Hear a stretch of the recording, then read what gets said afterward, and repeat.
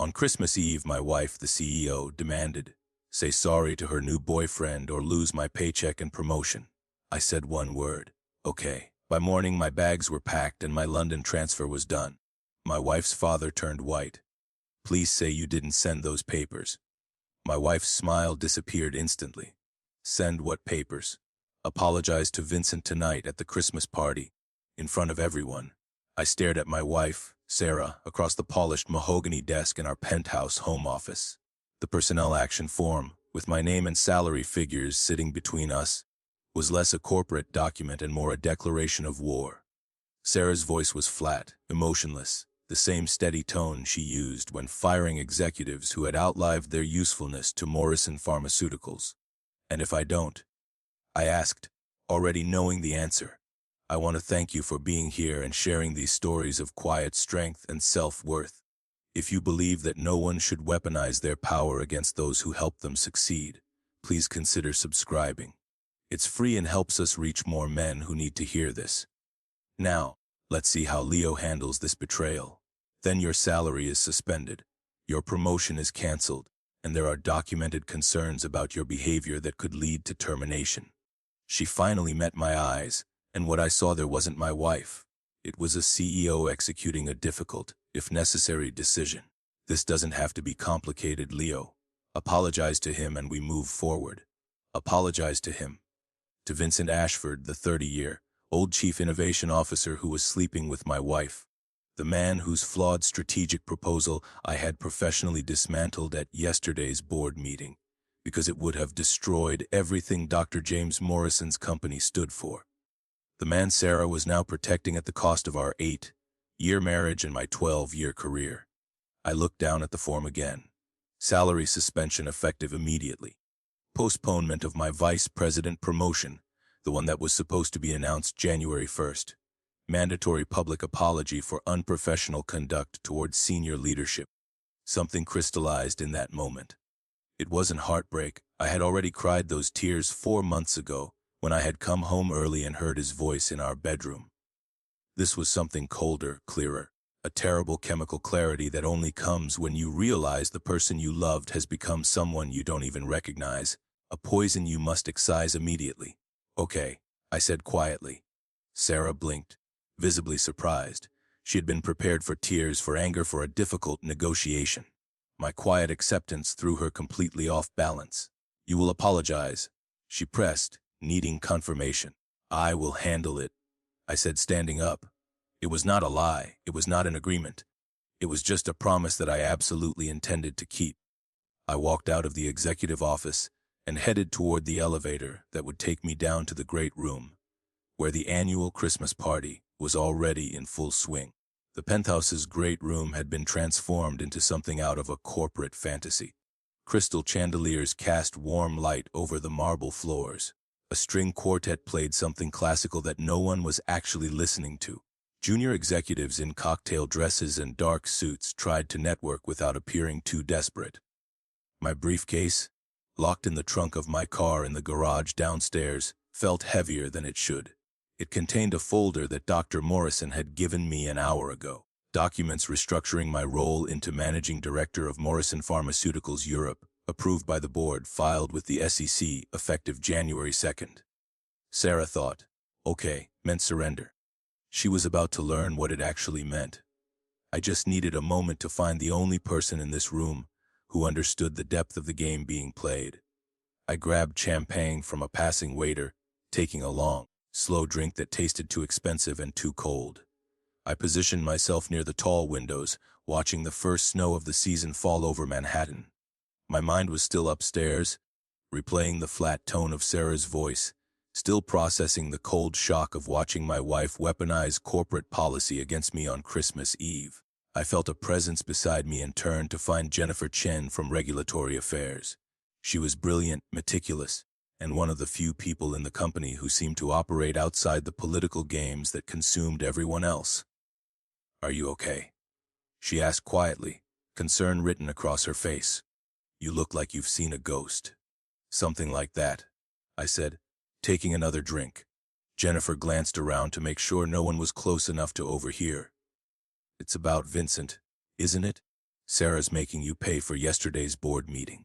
I looked at her sharply. How did you? Everyone knows, Leo. Jennifer interrupted gently. About Sarah and Vincent. About the board meeting. About the fact that you absolutely demolished his proposal with data he couldn't argue against. People are taking sides, and you might be surprised to learn that most of the actual scientists are on yours. Sarah wants me to apologize to him, I said quietly. Tonight, in front of everyone, says my salary is suspended and my promotion is canceled until I do.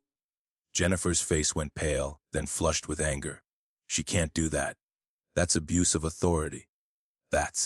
She's the CEO, I said. She can do whatever she wants. Decker Morrison would never?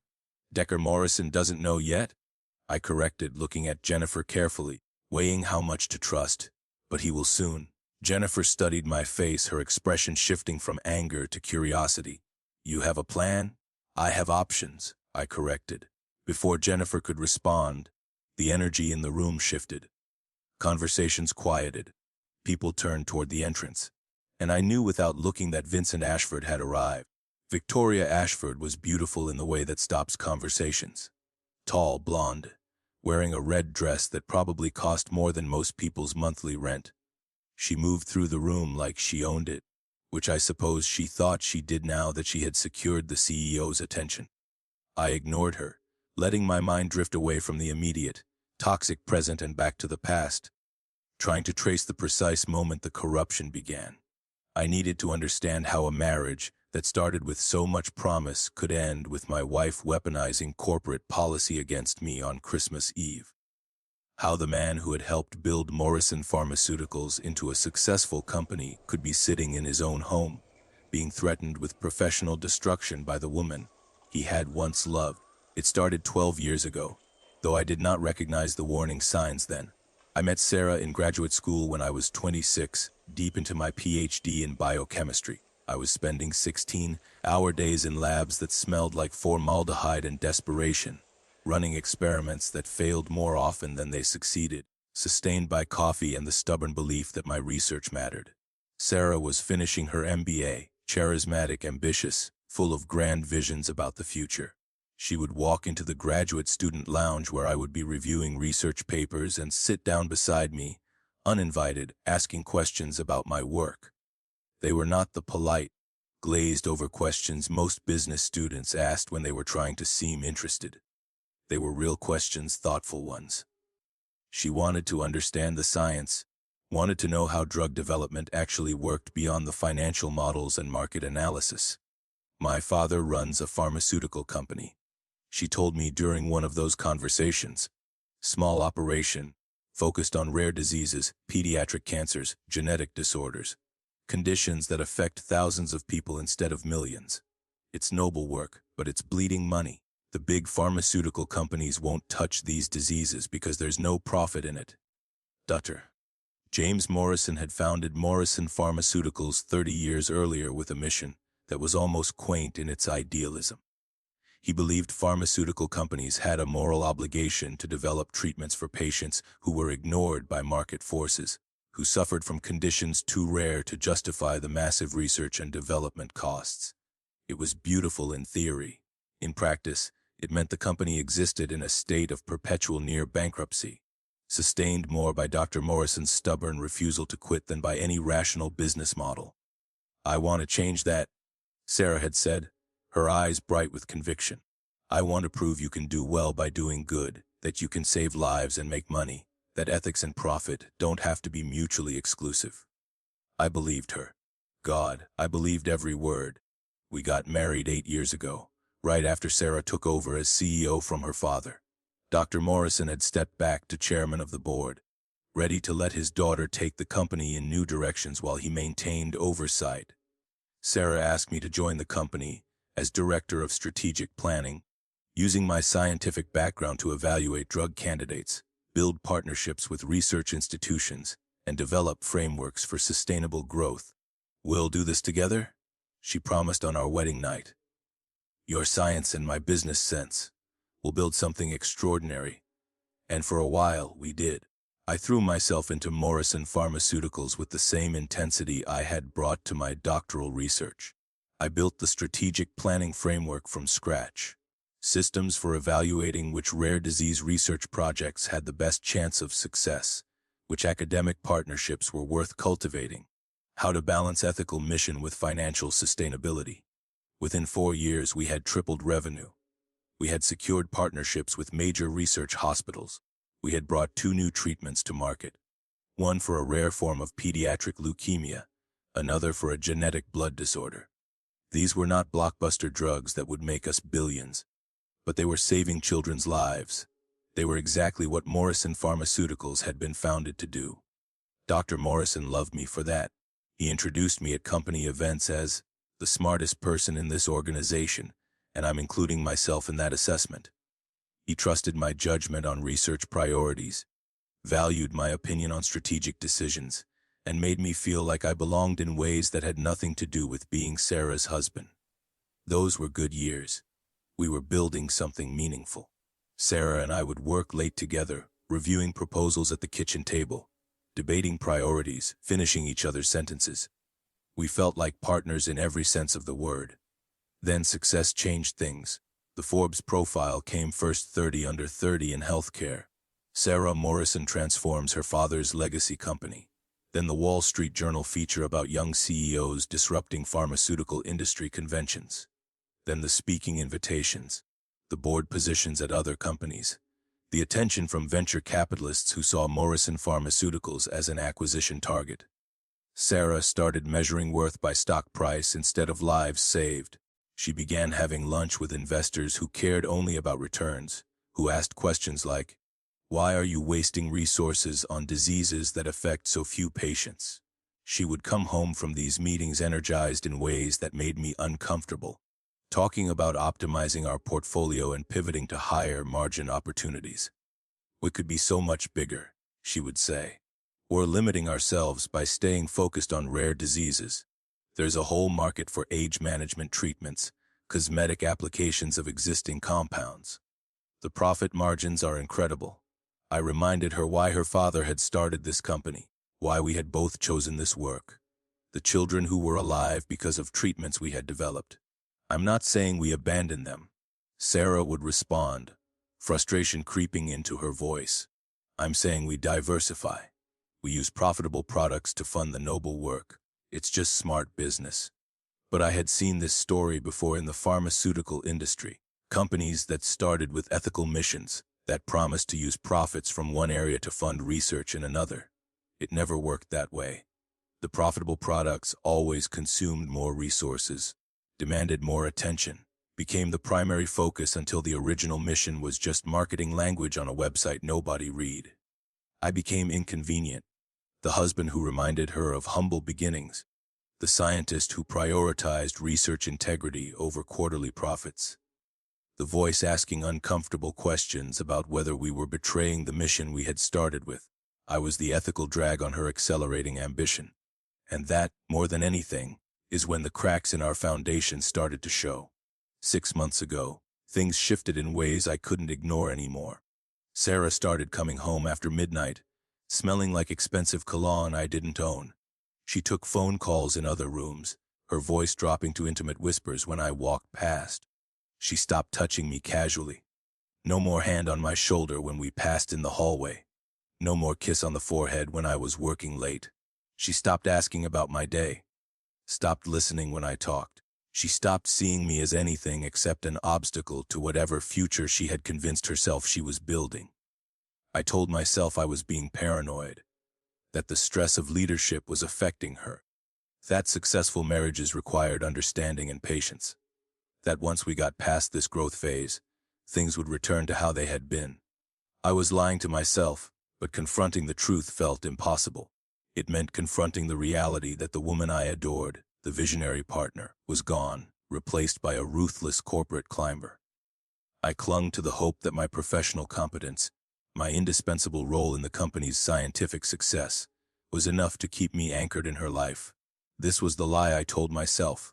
I must be perfect to be loved. Then came the day 4 months ago that shattered every comfortable delusion I had been clinging to. I had been at a conference in Boston.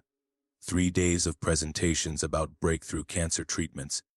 networking with researchers whose work could potentially partner with ours. My mind was spinning with possibilities when I decided to come home a day early to surprise Sarah. I even stopped at the grocery store, buying ingredients for Casio e Peep, the dish I had perfected during our first year of marriage, when we were still people who cooked together, who laughed over kitchen disasters, who had time for each other. I walked into our penthouse carrying groceries and hope, both of which I dropped in the entryway when I heard sounds from our bedroom. They were not ambiguous sounds that I could rationalize or reinterpret. They were specific sounds. A voice, masculine and deep, singing Sarah's name in a way that left zero room for misinterpretation. I stood frozen, my mind cataloging details with scientific precision. His shoes by the door, expensive Italian loafers I recognized from the office. 2 champagne glasses on our coffee table, lipstick stain on one in a shade Sarah never wore. Sarah's jacket draped over a chair. My mind, trained in analytical rigor, refused to process the emotional meaning, choosing instead to catalog the evidence. The betrayal was a data point. I backed out quietly, left the groceries in the hallway, drove to a hotel where I spent 3 hours crying in a bathroom that smelled like industrial cleaning products. The tears were not of rage, but of simple, crushing grief for what we had lost. Then I dried my face, looked at myself in the mirror, and made a decision. In pharmaceutical research, when a compound shows toxicity in trials, you don't spend years trying to reformulate something fundamentally flawed. You terminate the trial and start over. My marriage was showing toxicity. It was time to terminate and start over. But I did not confront Sarah. I did not demand explanations or apologies or couples counseling that we both knew wouldn't change anything.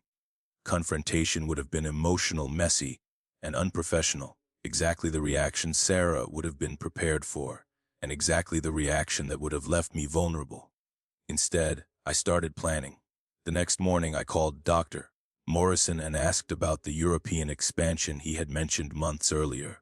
The idea of opening a London office to build partnerships with Cambridge and Oxford researchers.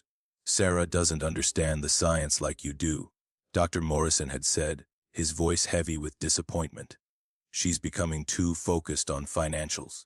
I need someone in London who remembers why we started this company. I volunteered immediately. For 4 months, I had been working evenings and weekends building those London relationships, vetting researchers, evaluating compounds, demonstrating my value to an operation 3,000 miles away. The work was demanding, but it provided a clean, noble purpose separate from the rot in New York, and I had been documenting everything else. Victoria's flawed proposals, Sarah's ethical compromises, company credit card statements showing hotel rooms and jewelry purchases that had nothing to do with business. Not for revenge, but for protection, for the inevitable moment when Sarah would try to destroy me professionally to protect her affair. This meticulous, quiet preparation had allowed me to function. It was the ultimate expression of my core trait, ethical precision. If I was going to be pushed out, it would be on my own terms, not Sarah's. I would not allow her to turn my professional competence into a liability. My careful documentation, my slow but certain separation, had brought me to yesterday's board meeting, where everything finally came to a head. The stage for the climax was set. The final performance was ready, and I was holding the script. I just needed to survive the night. The inevitable collision happened yesterday at the board meeting. Vincent had presented his grand restructuring proposal, redirecting 60% of our research budget away from rare disease treatments toward cosmetic, anti-aging products. It was filled with buzzwords about high-margin opportunities and graphs that looked impressive until you examined the underlying assumptions. The science was shallow. The ethics were non-existent. It was everything Morrison Pharmaceuticals had been founded to oppose. I had spent 3 days preparing a counter-analysis that methodically dismantled every assumption in Vincent's proposal. I had documented why it would destroy our reputation, alienate research partners, and betray our mission. My analysis was not delivered with anger or personal attack, but with the cold, irrefutable power of data. I didn't raise my voice once, simply letting the scientific facts speak for themselves. Dr. Morrison had listened to both presentations, then removed his reading glasses with deliberate precision. Layo's analysis is sound, he had said, Vincent's proposal has merit for a different kind of company, but it's not who we are. Motion to table indefinitely. The board had agreed unanimously.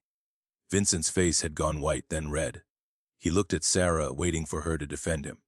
She had said nothing during the meeting, but that night she was furious. "You humiliated him," she had said. "In front of my father. In front of the board." That confrontation was the immediate prelude to the scene that started this Christmas Eve. Sarah, enraged at the public humiliation of her lover, had decided to use her corporate authority as a blunt instrument of personal revenge. And now, here we were, back at the Christmas party. Vincent Ashford was making his way across the room. He moved with the entitled swagger of someone who had never truly failed, someone who believed his charm and connections superseded competence. Sarah materialized at his side, her hand possessive on his arm. They were a perfect, shiny corporate couple, all image, zero substance. I watched them approach, draining the last of my champagne. This was the moment I had been anticipating for 4 months. The convergence of my professional defense and my personal escape. "Leo, he's going to try to force this in front of him. He's going to make you choose between your dignity and your career."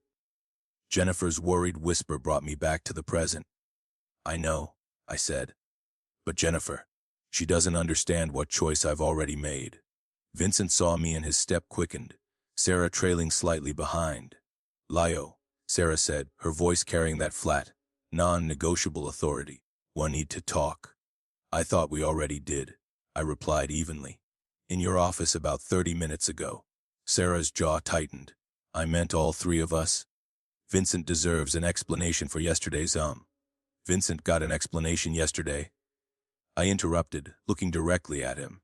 "At the board meeting, where I presented data showing why his proposal would damage the company my father-in-law spent 30 years building." Vincent's smile didn't waver, but something cold and reptilian entered his eyes. "It's interesting that you frame it that way, as if protecting outdated business models is the same as protecting the company's future. It's interesting that you think anti-aging creams represent the future of pharmaceutical research," I countered. "But then, you've never actually worked in pharmaceutical research, have you? Just consulted on it from the outside, for companies that prioritize profit over patients." "Leo?" Sarah's voice carried a warning. "What?" I looked at her. "Did you want me to apologize now? Here. Is that what this conversation is about?" Sarah glanced around, noticing the sudden silence from nearby executives who sensed the confrontation.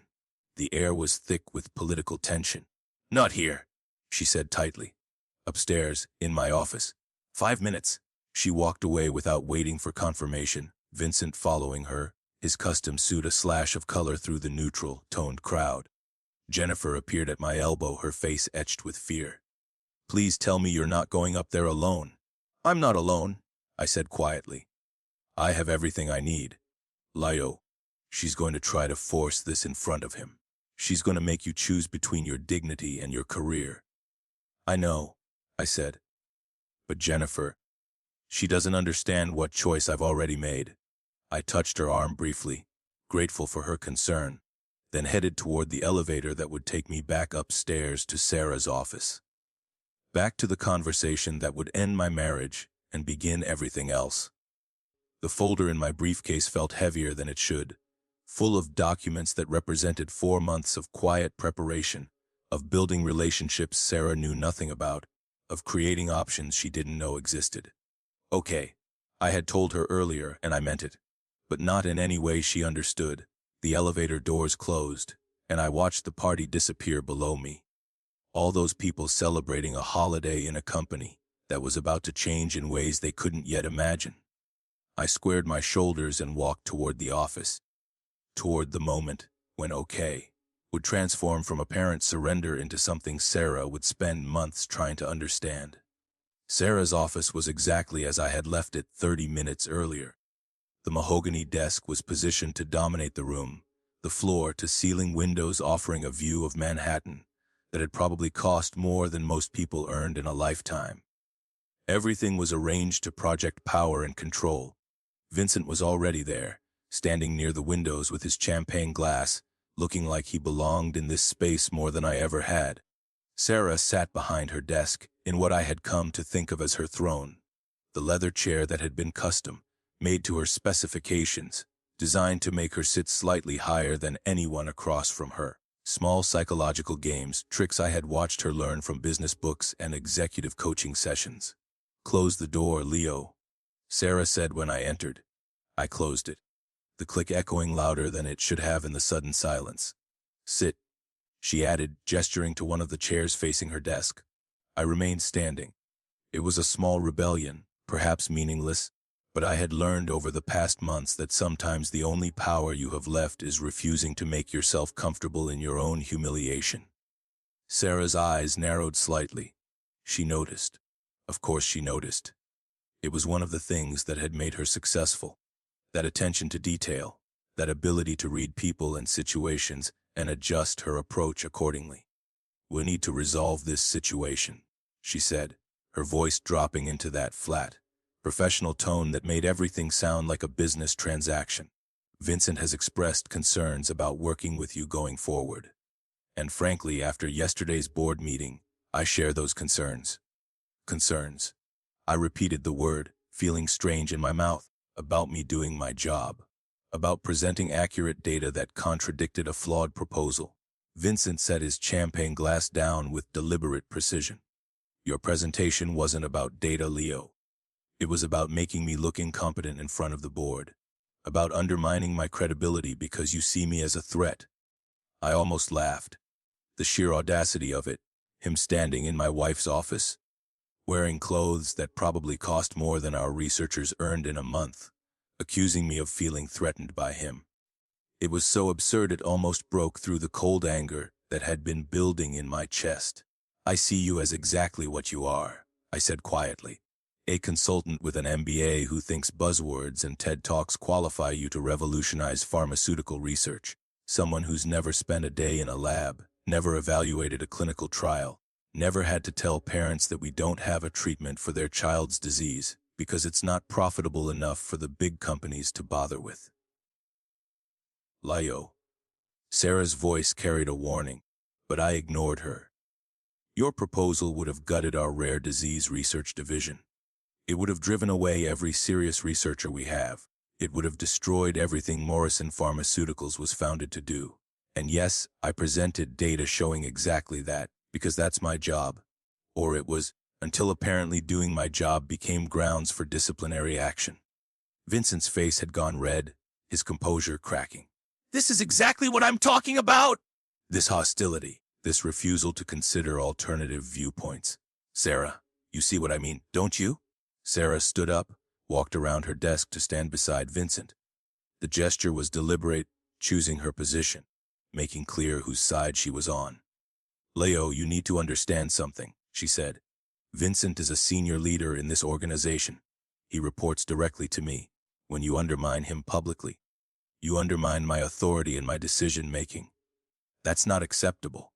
"What's not acceptable?" I said, my voice still quiet but carrying an edge now. "Is using your position as CEO to protect your personal relationship at the expense of the company's mission and your husband's career." The words hung in the air like smoke. Sarah's face went pale, then flushed. "What are you implying?" she asked, though we all knew exactly what I was implying. "I'm not implying anything," I said. "I'm stating facts. You hired Vincent without consulting me despite obvious overlap with my responsibilities. You've supported his proposals over the objections of experienced researchers. You're now using HR mechanisms to punish me for presenting data that contradicted his strategy. Either your judgment has been catastrophically compromised, or you're deliberately sabotaging me. Neither option reflects well on your leadership." Vincent made a sound that might have been a laugh or might have been something else entirely. "This is incredible, Sarah. He's actually accusing you of professional misconduct because he can't accept that his approach is outdated and his attitude is toxic." "My approach saved the company from a strategic disaster," I shot back. "Your approach would have turned us into just another cosmetics company chasing profit margins while children with rare diseases continue to suffer because no one will develop treatments for them." "Enough." Sarah's voice cut through the argument with CEO authority. This is exactly the problem, Leo. This inability to collaborate. This need to be right at everyone else's expense. This is why we're here. She walked back to her desk, opened a drawer, and pulled out the personnel action form I had seen earlier. She laid it on the desk between us like evidence at a trial. This is effective immediately, she said, and her voice had gone completely flat now, emotionless in that way that meant she had made a decision and wouldn't be swayed. Your salary is suspended pending resolution of documented concerns about your professional conduct.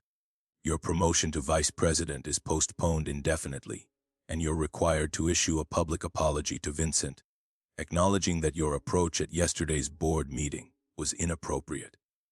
I stared at the form, reading the words again, even though I had already seen them.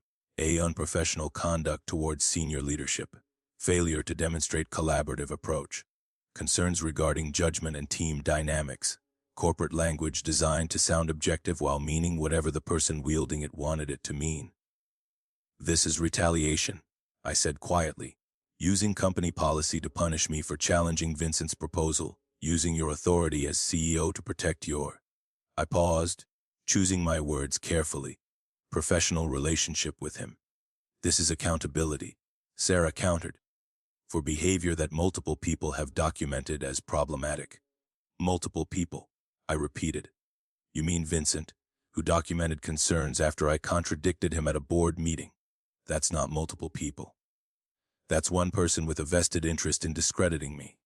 There are other complaints, Sarah said, from researchers who felt bullied by your management style, from colleagues who have experienced your dismissive attitude toward ideas that don't align with your vision.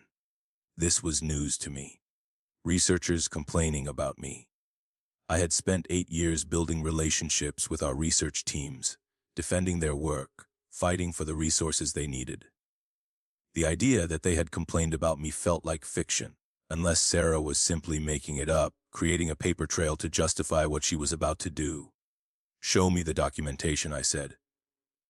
These complaints from researchers. I want to see them. That's part of the HR investigation, Sarah said. You'll have access to relevant materials through the proper channels. In other words, you can't show me because they don't exist. In other words, there are proper procedures that we're following. Sarah's voice was getting harder now, frustrated that I wasn't simply accepting this. Leo, I'm trying to handle this professionally. I'm giving you a chance to resolve this without it escalating further. All you need to do is acknowledge that your approach was inappropriate and commit to better collaboration going forward.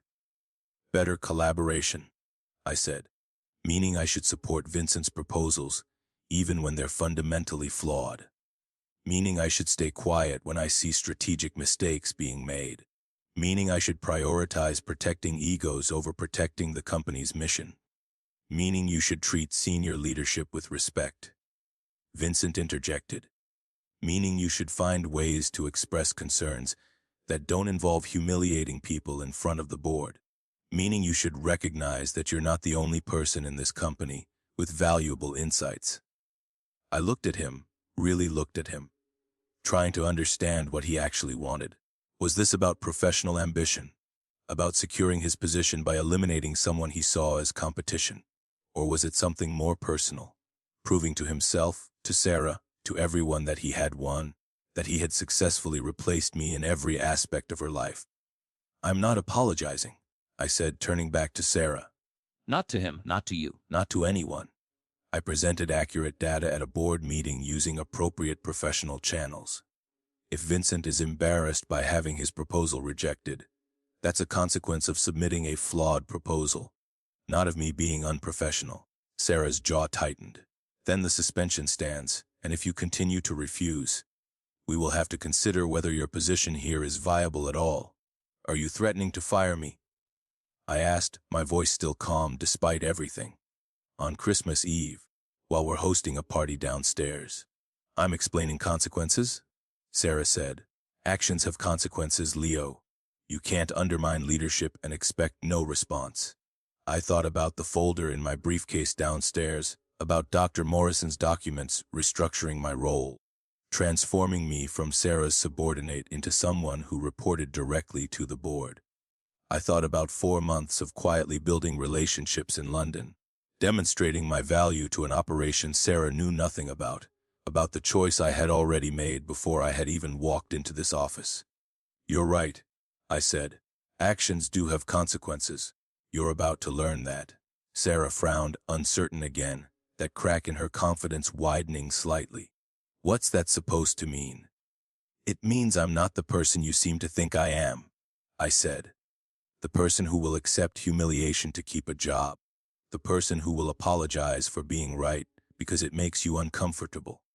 The person who will stay in a company where the CEO uses her authority to protect her affair at her husband's expense. You need to be very careful about what you're implying," Sarah said, her voice dropping to something dangerous. "I'm not implying anything," I said again. "I'm simply stating that I won't be apologizing to Vincent. I won't be accepting this suspension, and I won't be staying in a position where my professional judgment is weaponized against me because it conflicts with your personal interests." Vincent laughed, sharp and brittle. "So what? You're just going to quit? Walk away from everything you've built here? Because that's what happens when you refuse to be a team player, Leo. You isolate yourself. You end up with nothing." "Maybe," I said. "Or maybe I end up with something better. Something that doesn't require compromising my integrity or watching the mission I believed in get dismantled for profit margins and ego." I turned toward the door, done with this conversation, done with trying to make them understand something they had no interest in understanding. "Leo, wait." Sarah's voice stopped me at the threshold. "If you walk out of here without agreeing to these terms, there's no coming back.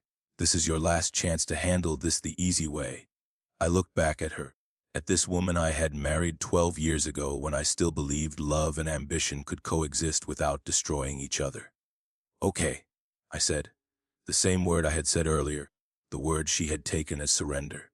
But this time, I saw the flicker of doubt in her eyes, the beginning of understanding that maybe, just maybe, she had miscalculated something fundamental. "I will handle this," I added. "Tonight at the party, you will get your answer." Then I walked out, leaving them standing in that office, probably already congratulating themselves on winning a battle they didn't understand they had just lost. The war was over before they even knew it had started. I walked out of Sarah's office for the second time that night and took the elevator back down to the party. My hands were steady as I pressed the button, my breathing calm despite the adrenaline coursing through my system. The elevator descended smoothly, each floor taking me further from the confrontation upstairs and closer to the moment that would change everything. When the doors opened, the party was still in full swing. The string quartet had been replaced by a DJ playing something with a careful balance between festive and professional. Junior analysts were dancing now, emboldened by champagne and the temporary suspension of workplace hierarchies that company parties created. I found Dr. Morrison near the windows where I had left him earlier, watching the snow fall over Manhattan with the particular stillness of someone who had lived long enough to recognize pivotal moments when they arrived. "It's done," I said quietly, standing beside him. He did not ask what I meant. He had known this was coming from the moment he had handed me that folder. "You sure about London?" he asked instead. "Once you make this announcement, there's no walking it back. My daughter will not handle this well." "I know," I said, "but staying would destroy me. Slowly, methodically, one small humiliation at a time, until I couldn't remember who I was before I became someone who accepted being treated like this." Dr. Morrison nodded slowly, something like pride crossing his weathered face. "Your flight is Monday morning, 6 a.m. out of JFK. I land at Heathrow Tuesday evening London time. The apartment in Shoreditch should be ready by Wednesday. The team is excited. Marcus has already started reaching out to his Cambridge contacts. Alina has set up introductions with 3 Oxford research groups for your first week. David has the budget projections ready for review. I had been working with that London team for 4 months through video calls and email exchanges, building relationships while my marriage disintegrated and Sarah grew increasingly hostile. They felt more like colleagues than anyone in the New York office had in years. People who valued competence over politics, who cared about the work itself rather than using it as a stepping stone to somewhere else. "Thank you," I said to Dr. Morrison, meaning it for so much more than just the job, for seeing what Sarah was becoming, for giving me a way out that isn't just running away. "You earned this," he said firmly. "The London position isn't a favor or a rescue mission. It's recognition that you're the best person to build what we need in Europe. Sarah will eventually understand that, or she won't. But either way, it won't change the fact that you've earned this opportunity through merit." The music shifted to something slower, more contemplative. I watched executives drift toward the bar for refills, saw Sarah emerge from the elevator and scan the room until her eyes found Vincent, who appeared moments after her. Their faces were tight, uncertain. Whatever confidence they had felt upstairs had been replaced by something else. Concern, maybe, or the beginning of understanding that the situation wasn't as controlled as they had thought. Sarah's eyes found mine across the room. For a moment, we just looked at each other. Husband and wife, CEO and director of strategic planning. Two people who had once believed they were building something together and had somehow ended up as adversaries in a corporate drama neither of us had wanted. Then she started walking toward me, Vincent close behind, and I knew the time had come. Dr. Morrison touched my arm briefly. "Good luck, Leo. Though I don't think you'll need it." I waited until Sarah was close enough that I wouldn't have to shout, but far enough that other people would hear what I was about to say. The conversations around us quieted as people sensed something significant was happening. "I have something to say," I announced, my voice carrying across the great room with more steadiness than I felt. The music stopped. The DJ, reading the room with professional instinct, killed the track mid-beat. In the sudden silence, every person at Morrison Pharmaceuticals' Christmas party turned to look at me. Sarah's face showed satisfaction. She thought she had won. Thought I had bent to her ultimatum. Thought I was about to publicly apologize to Vincent and cement her control over both her company and her personal life. Vincent's smile was radiant, triumphant. He raised his champagne glass in a small gesture that looked celebratory to anyone watching, but that I knew was mocking. A private acknowledgement that he had taken everything that had been mine, and I was about to acknowledge his victory publicly. I looked at both of them. These people who had thought they could corner me, force my compliance, make me choose between dignity and survival. This was the moment of truth for my Salif, the moment I had to stop proving I was indispensable and start proving I was free.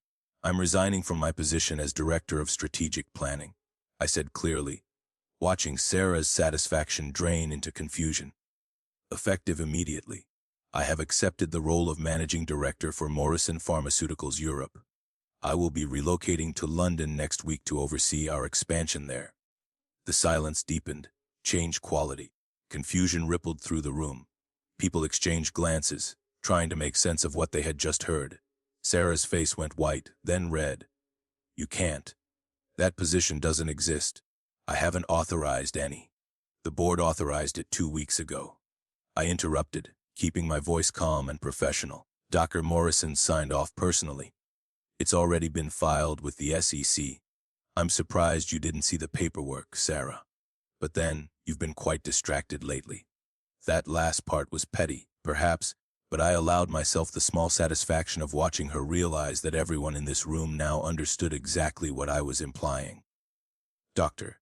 Morrison stepped forward from where he had been standing near the windows. "Sarah, perhaps we should discuss this in private." "No." Sarah's voice was sharp, almost desperate. "Leo, you can't just leave. We have projects that need. There are responsibilities that need someone who understands the science." I finished for her. "Someone who cares about the mission. I will be doing exactly that work in London. Everything is already arranged. Housing, visa, team structure. I start January 2nd. I turned to Vincent, gave him the coldest smile I could manage. "Congratulations on your promotion to Director of Strategic Planning. I am sure you will do wonderfully. I have left detailed transition notes in my office. You will need them." Vincent's face had gone pale. He had expected humiliation, mine not his. He had expected validation, public acknowledgement that he had won. Instead, he was being handed a job he wasn't qualified for, in front of everyone who knew he wasn't qualified for it, as the man he tried to destroy walked away with dignity intact. I started toward the exit, my head high, my heart pounding, but my expression serene. "Leo, wait!" Sarah's voice cracked slightly. "We need to talk about this. You can't just—" I paused at the door, looked back at the room full of executives watching this corporate drama unfold. My eyes found Dr. Morrison, who gave me the slightest nod of approval. "Okay," I said, using the same word I had given Sarah twice already tonight. The word she had taken as surrender. In this context, in front of all these witnesses, it meant something entirely different. It meant, "Okay, I am done. Okay, I choose myself. Okay?" You are about to discover what happens when you mistake silence for weakness. Then I walked out into the December night, into the snow that was falling harder now, into the first moments of my new life. Behind me, I heard Sarah's voice, loud with panic. "Dad, please tell me he didn't file the succession documents. Please tell me you didn't sign off on equity restructuring without consulting me." Dr. Morrison's response was quiet, but carried in the sudden silence. "I consulted with the board, Sarah. That's all the consultation required. Perhaps you should have paid more attention to what your husband was building instead of—" A deliberate pause. "Other concerns." I didn't stay to hear the rest. I had 36 hours until my flight to London, a hotel room near JFK waiting for me, and the beginning of a future that was finally entirely mine. The snow was cold against my face as I walked to where I had parked my car. My phone was already buzzing with texts and calls, but I ignored them all. There would be time for logistics and explanations, and the administrative dismantling of a marriage. But tonight I just needed to feel this. The weight lifting from my chest, the possibility opening before me, the understanding that I had chosen myself over everything else, and the sky hadn't fallen. I had survived, more than survived. I had won, though not in any way Sarah or Vincent would understand. I got in my car and drove toward JFK, toward the hotel room where I would spend Christmas morning, toward London and a team who didn't know about affairs or betrayals or marriages ending in penthouse offices, toward a life where I could just be Leo again. The hotel room near JFK was exactly what you would expect from corporate lodging. Beige walls, generic landscape prints, a bed that was comfortable enough but forgettable. I checked in just after midnight on Christmas Eve, still wearing the emerald silk dress shirt from the party. My suit and luggage were already packed and waiting in the car. I should have felt something dramatic, grief maybe, or rage, or the kind of cathartic relief that comes from finally escaping something toxic. Instead, I just felt tired and oddly empty, like I had been holding my breath for months and had finally exhaled, but didn't quite know what to do with the space that created. My phone had been buzzing constantly since I had left the party. I turned off the sound, but the screen kept lighting up with notifications. Texts, calls, voicemails accumulating like evidence of the chaos I had left behind. 23 calls from Sarah, 18 from Vincent, 6 from various executives. I didn't answer any of them. Instead, I ordered room service, a club sandwich I barely touched, and spent Christmas Eve reviewing documents for London, trying to focus on the future rather than the wreckage of the past. Christmas morning, I woke early and called Dr. Morrison. He answered on the first ring, his voice alert despite the hour. "Leo, how are you holding up?" "I'm fine," I said, which wasn't quite true, but wasn't quite a lie either. How bad was it after I left? Dr. Morrison sighed, and I heard coffee being poured, that small domestic sound somehow grounding across the phone line. "Sarah spent most of the night trying to find legal grounds to block your transfer. She called 3 different lawyers, woke up the board's general counsel at 1 in the morning. They all told her the same thing. Your contract has international mobility clauses. The London position is a legitimate promotion. The board approval is ironclad. There's nothing she can do." And Vincent, furious that you're taking research relationships with you. He apparently tried to demand that you turn over your contact lists, your Cambridge and Oxford connections, as if professional relationships built over a decade are company property that can be transferred like office furniture. I laughed darkly at that. Vincent really had no idea how any of this worked. You couldn't just inherit credibility or trust, or the kind of professional relationships that made research partnerships possible. What did you tell her? That Leo Morrison's professional relationships belong to Leo Morrison, and if he chooses to leverage them for Morrison Pharmaceuticals Europe, that's exactly what we'd hope he'd do. He paused. Sarah asked me to reconsider the London position. Said having you operating independently would create conflicts with her strategic vision for the company. What did you say?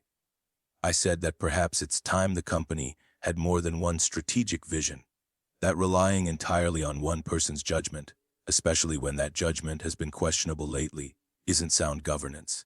Another pause, heavier this time. She hung up on me, Leo. First time she's ever done that. We talked logistics after that. My flight Monday morning, the apartment in Shoreditch that would be ready by Wednesday, the team that was already preparing for my arrival. Before hanging up, Dr. Morrison said something that made my chest tighten. I'm sorry for what she did to you, for what she became. You deserved better from my daughter and from this family. I sat with that apology for a long time after the call ended, staring out at the New York skyline through the hotel window, gray and cold in the December morning light. I spent the rest of Christmas Day in that room, not celebrating, but preparing. I reviewed housing contracts, studied UK employment regulations, and mapped out my first 90 days in London with the same methodical precision I had brought to pharmaceutical research. My phone buzzed periodically with texts from Sarah, first angry, then pleading, then angry again. I didn't read them. I had blocked her number after typing out a single response. My lawyer will contact you about separation proceedings. Please have all future communication go through legal counsel. Monday morning came too quickly and not quickly enough. I checked out of the hotel at 4 a.m., returned my rental car, and went through security with my British work visa and my carefully organized documents. The flight was long and gave me too much time to think. I landed at Heathrow Tuesday evening, exhausted and disoriented by jet lag and the sheer magnitude of what I had just done. But Marcus, my new team member, met me at arrivals with a sign that said, Dr. Morrison, and a genuinely warm smile, and something in my chest loosened slightly. Welcome to London, he said, helping with my luggage. The team is very excited to work with you. We've got your apartment ready, groceries stocked, even found a decent coffee maker since Alina mentioned Americans are particular about their coffee. That small kindness, the thoughtfulness of stocking groceries, of thinking about coffee preferences, made me feel more welcome than I had felt in New York in years. The Shoreditch office was everything Dr. Morrison had promised. My team was small, 8 people initially, but they were genuinely excited about the work we would be doing. No one here knew about the affair, about the Christmas Eve confrontation, about personnel action forms and ultimatums and marriages ending in penthouse offices. They just knew me as Dr. Leo Morrison, the new managing director with a reputation for identifying promising research partnerships and building sustainable operations. It was liberating in ways I hadn't expected. But New York didn't disappear just because I had flown across an ocean. News filtered back through professional networks and former colleagues who stayed in touch despite the awkwardness of my departure. Jennifer from Regulatory Affairs started sending emails, carefully worded updates that felt like intelligence reports from behind enemy lines. A thought you should know, they always began, before detailing the latest disaster. Vincent's cosmetic pivot had been approved by Sarah over objections from senior researchers. Within 2 months, 3 of our best scientists had resigned in protest. Sarah Chen, who had been developing a promising treatment for pediatric leukemia, had left for Johns Hopkins, taking her entire research team with her. Dr. Michael Rodriguez, our lead researcher on rare genetic disorders, had accepted a position at Boston Children's Hospital, explicitly citing the company's abandonment of its founding mission.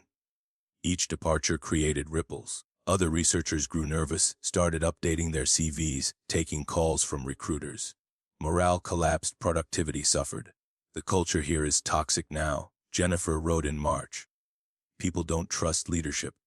Sarah keeps promising that the cosmetics division will generate revenue to fund rare disease research, but nobody believes her. I read these updates with complicated feelings. Vindication that I had been right about Vincent's proposal, but also sadness watching something I had helped build crumble from leadership failures I had predicted but couldn't prevent. Through Jennifer's updates, I learned that Vincent was struggling badly in his expanded role. Turned out an MBA and a TED talk didn't actually prepare you to evaluate pharmaceutical research or build relationships with academics who had spent decades in the field. He tried to leverage my old Cambridge and Oxford contacts, but those relationships had been built on trust and scientific credibility he simply didn't possess. He had also made critical evaluation mistakes. Jennifer sent me a confidential email detailing how Vincent had approved 3 cosmetic research projects that were scientifically questionable at best. One compound had shown liver toxicity in early trials, but Vincent had pushed it forward anyway, convinced the marketing potential outweighed the risks. The FDA had killed that project before it even reached phase 1 trials. Cost to Morrison Pharmaceuticals $8 million and significant reputational damage.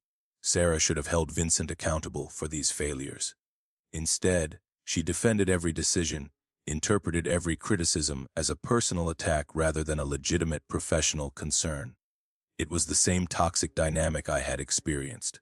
Sarah's ego was so entangled with Vincent that admitting his incompetence would mean admitting her own judgment had been catastrophically compromised. By July, 7 months after I had left, the cracks were becoming impossible to hide. Morrison Pharmaceuticals' stock price had dropped 15%. An industry analyst published a report questioning whether the company had lost its competitive advantage in rare disease treatments, the very niche that had made them valuable. Dr. Morrison called me one evening in August, his voice carrying exhaustion that worried me deeply. "The board is getting restless," he said. 3 members have approached me privately, expressing concerns about Sarah's leadership. They're not ready to act yet, but they're watching carefully. That conversation haunted me for days. Dr. Morrison was 74 now, visibly declining, watching his life's work fracture under his daughter's leadership. I threw myself deeper into London work, partly to justify his faith in me, partly to avoid dwelling on New York's collapse. A disaster I had escaped, but couldn't completely separate myself from. Not when it involved people I had worked with and a mission I still believed in despite everything. I had been in the office late working on a partnership proposal with Cambridge when my phone rang around 7 p.m. Dr. Morrison's name on the screen made my stomach tighten. He didn't usually call this late, and when he did, it meant something significant had happened. His voice sounded strained, older than I had heard it. "I need to tell you something before you hear it elsewhere. The board is launching an investigation into Sarah's use of company funds." I set down my pen carefully, my mind immediately jumping to those credit card statements I had documented months ago. The hotel rooms, the jewelry purchases, the restaurant bills that had nothing to do with legitimate business expenses. "What kind of investigation?" I asked, keeping my voice neutral. "Inappropriate expenses, possible personal enrichment, violations of our ethics policies." Dr. Morrison paused. "An anonymous report was filed with our compliance hotline 3 weeks ago. Very detailed documentation. Dates, amounts, even photographs of credit card statements." My chest tightened. "Dr. Morrison, I need you to understand something. I documented those expenses. Yes, I kept records as insurance in case Sarah tried to come after me legally. But I never filed any reports. I never sent anything to compliance or the board or anyone else." "I had to ask," he said quietly. "Not because I thought you would, but because the board will ask me, and I needed to be able to answer honestly." "Then who?" The answer crystallized with devastating clarity. "Vincent." I interrupted. Silence on the other end of the line. "But he and Sarah are together." "Why would he?" "They were together." I corrected, my mind racing through the implications. "Dr. Morrison, think about it. Vincent aligned himself with Sarah when she had power and could advance his career. But what's been happening over the past 7 months? Sarah's reputation has been declining steadily. The board has been questioning her judgment, and Vincent has been struggling visibly in his role. He can't build academic partnerships. He's made costly evaluation mistakes. He's basically proven that he's not qualified for the position Sarah gave him." I stood up, pacing my office as the pieces fell into place. He's cutting ties before the ship sinks. And what better way than to position himself as a whistleblower? He can claim he was uncomfortable with Sarah's ethics all along, but felt too vulnerable to speak up until now. He distances himself from her failures, gets credit for doing the right thing, maybe even angles for her position when she's forced out. Dr. Morrison was quiet for a long moment. That's extraordinarily calculating. That's Vincent, I said. He's always been calculating. That's what made him successful as a consultant.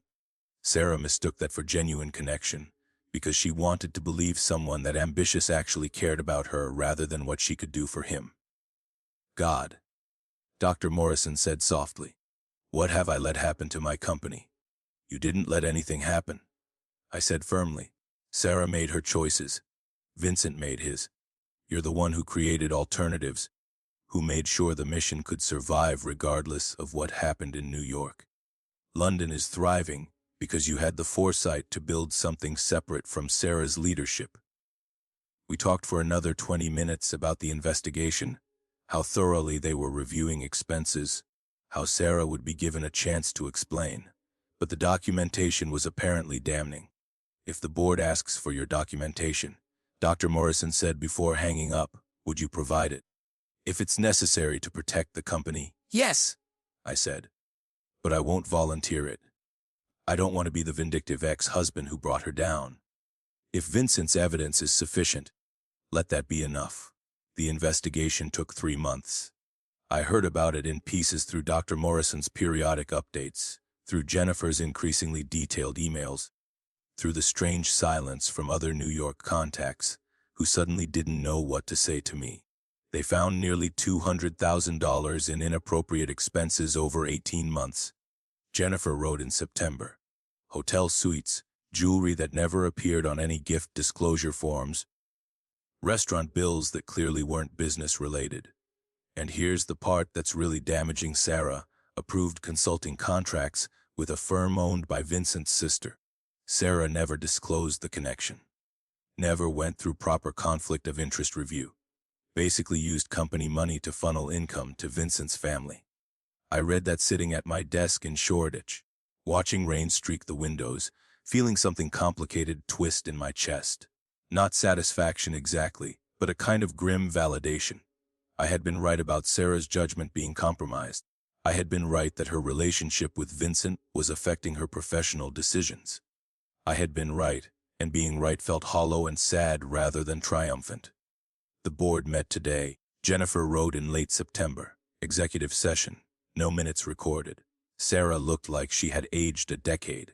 Vincent wasn't there. A rumor is he's negotiating his exit package behind the scenes, so Vincent was getting out ahead of it. Smart. He would position himself as someone who had been caught up in Sarah's misconduct rather than as an active participant. In early October, Dr. Morrison called again. The board gave her a choice. Resign quietly with basic severance, or face termination for cause and possible legal action to recover the misappropriated funds. What did she choose? I asked, though I already knew. Resignation, her lawyer advised it. Fighting would mean public trials, media coverage, everything becoming much uglier than it already is. Dr. Morrison's voice carried the exhaustion of a man who had finally lost hope for his child. There'll be a press release tomorrow. Standard language about pursuing other opportunities. The press release arrived the next morning, forwarded by Jennifer with no comment necessary. Sarah Morrison was stepping down to pursue other opportunities. The company was grateful for her leadership during a period of growth and transformation. No mention of investigations or ethical violations. Just careful corporate language that said everything to people who knew how to read between the lines and nothing to everyone else. Vincent is not getting her job, Jennifer added in a follow-up email. Board brought in Dr. Patricia Hammond from Merck. Spent 20 years developing rare disease treatments. She's exactly what the company needs. Actual pharmaceutical experience and commitment to the original mission. I should have felt vindicated. Should have felt satisfaction that the company was being rescued from Sarah's disastrous leadership. Instead, I mostly felt sad. Sad for Dr. Morrison watching his daughter's public disgrace. Sad for the employees who had believed in Sarah's vision. Sad for the time and energy wasted on cosmetics pivots and political infighting instead of work that actually mattered. But I also felt something else. Gratitude, maybe that I had gotten out when I did. That I was building something in London, rather than still fighting battles in New York. That I had chosen myself over loyalty to a woman who had stopped deserving it. This was the true consequence of that single word, okay. It had led not to vengeance, but to survival and renewal. Life in London had settled into a rhythm by the second year.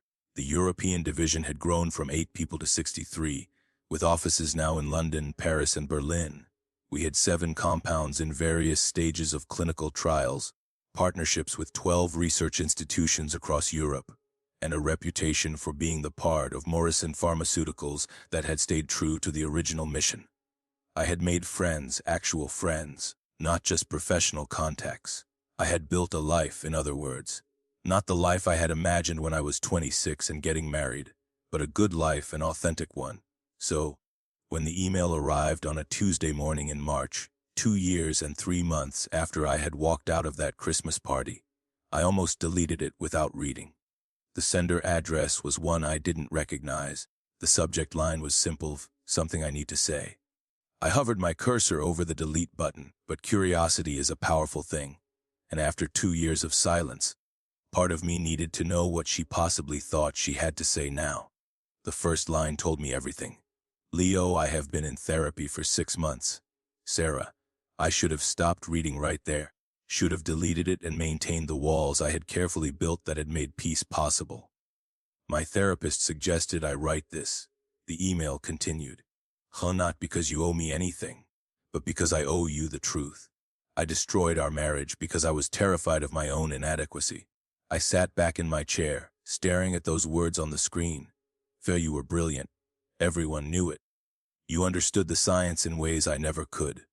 My father respected your judgment over mine. The researchers trusted you more than they trusted me.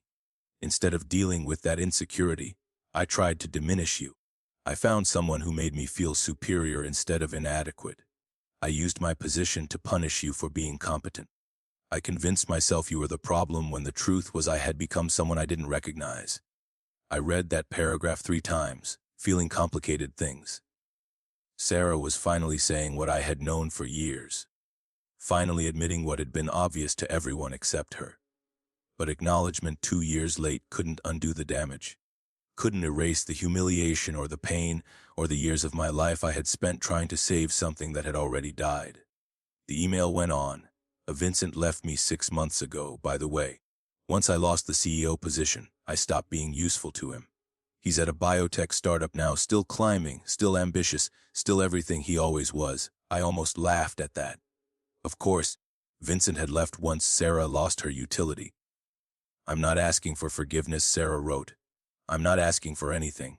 I just wanted you to know that what you did, walking away, choosing yourself, building something meaningful in London, taught me more about leadership and integrity than I learned in my entire time as CEO.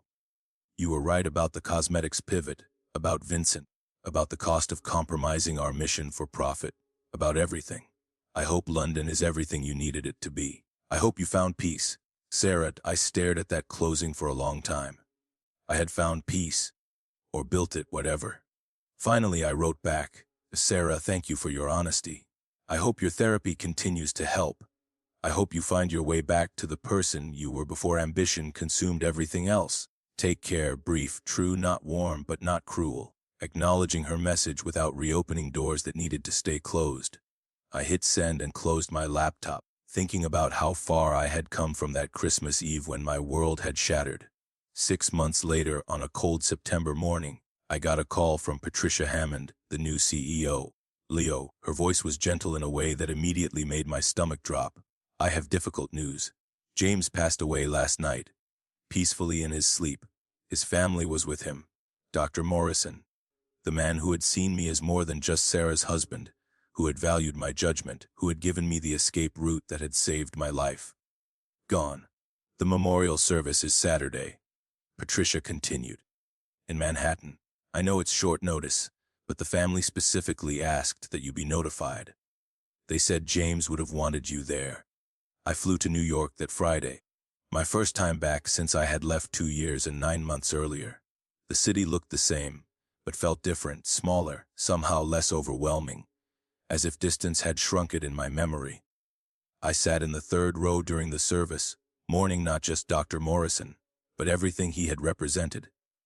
The belief that you could be successful without being ruthless, that ethics and profit weren't mutually exclusive. Sarah sat in the front row with her mother, looking older than her 42 years. Smaller somehow, diminished in ways that went beyond physical appearance. Our eyes met once during the service. She nodded slightly. I nodded back. No words, just acknowledgement that we had both loved the man being remembered and mourned, even if we had betrayed that love in different ways. After the service, Dr. Morrison's lawyer, a man named Harold Chin, pulled me aside.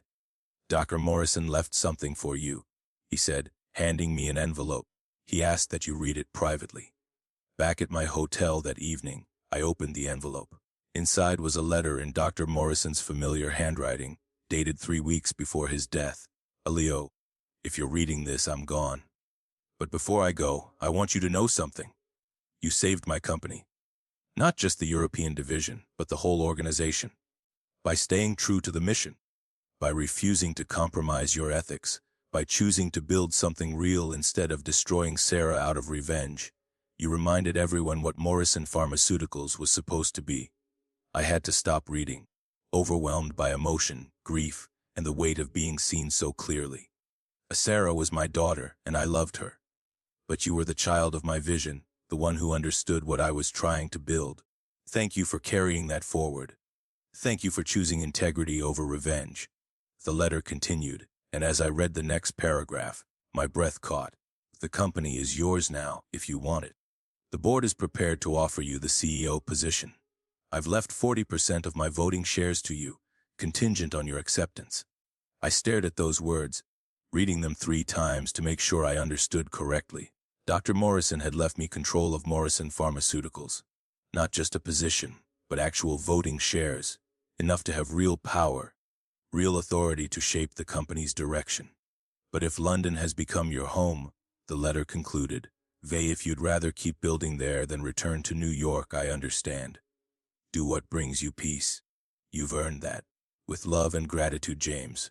I sat with that letter for hours, watching Manhattan lights come on as evening fell, thinking about choices and consequences and what it means to honor someone's legacy.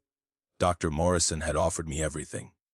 Control of the company, vindication over Sarah, the chance to return to New York as the victor in a war I had never wanted to fight. The temptation was real. Part of me wanted to accept, wanted to prove I could lead the whole company, wanted the satisfaction of sitting in the CEO chair while Sarah watched from wherever her life had taken her. But that would have been about ego, about revenge, about proving something to people whose opinions no longer mattered. And I had learned something crucial in my 2 years in London. The best revenge isn't destruction. It's building something so good that their failure becomes irrelevant by comparison. I flew back to London the next morning. The call from Patricia Hammond came 2 days later. "Leo." Patricia's voice was warm but carried a professional uncertainty. "I assume you have read James' letter by now." "I have," I said carefully. "Then you know the board is prepared to offer you the CEO position. I want to be clear. I was hired as interim leadership specifically because no one knew whether you would accept the role James clearly intended for you. If you want to return to New York, I will step aside. This was always meant to be your company if you chose to claim it." I looked out my office window at the Thames, at the London skyline that had become so familiar. "Patricia, I appreciate the confidence," I said. "Dr. Morrison's confidence, yours the board's. It means more than you know. But I'm going to decline." Silence on the other end. "Can I ask why, Leo?" "This is everything most people in our industry spend entire careers working toward. Control of a major pharmaceutical company, the resources to shape research priorities, the platform to influence healthcare policy. Because I'm happy here," I said simply. "I'm building something that matters. I have a team that functions on competence rather than politics. I make decisions based on science and ethics rather than stock prices and ego. I wake up every morning doing work that aligns with who I actually am. I paused, realizing this was the moment I finally shed the lie that my worth was conditional on professional conquest. Accepting the CEO position would mean returning to New York, navigating all the politics that destroyed my marriage, constantly managing Sarah's shadow in everyone's memories of what happened. Every decision I made would be examined through the lens of our history. Every challenge to my authority would carry subtext about whether I was qualified or just the ex-husband who came back to claim revenge. I did that for 8 years in my marriage. I'm done fighting for space that should have been freely given. You're sure? Patricia asked. This isn't fear talking, because if you change your mind in 6 months. I'm sure, I said firmly. This isn't fear, it's clarity. For the first time in years, maybe in my entire adult life, I know exactly what I want and why. That's worth more than any title. I recommend you for the permanent CEO position, I told her. Build on what Dr. Morrison started, and let me keep building the European division. We can accomplish more working together across the Atlantic than we could with me trying to navigate New York politics. I stayed in London. Over the next year, the European division grew to over 100 people. We became known as Morrison Pharmaceuticals Innovation Center, the place where ambitious rare disease research happened, where scientists came when they wanted to work on diseases that actually mattered. The breakthrough came from an unexpected place, a small research group at the University of Edinburgh that Marcus had connected us with. They had been working on a treatment for a rare form of pediatric leukemia that affected fewer than 300 children annually in Europe. Most pharmaceutical companies wouldn't touch it. The market was too small. Our Edinburgh collaboration yielded a compound that showed remarkable results in phase 2 trials. The FDA granted it breakthrough therapy designation, fast-tracking approval. If it succeeded, when it succeeded, those 300 children would have a treatment option where none had existed before. That was vindication worth more than any CEO title. That was revenge in its purest form. Not destroying Sarah, but building something so meaningful that her failures became irrelevant by comparison. I'd won completely. I had said Zek's okay 3 years ago, and as okay I meant now, not as surrender, not as acceptance of defeat, but as the most powerful declaration I had ever made. I am okay. I chose myself, and that choice saved my life.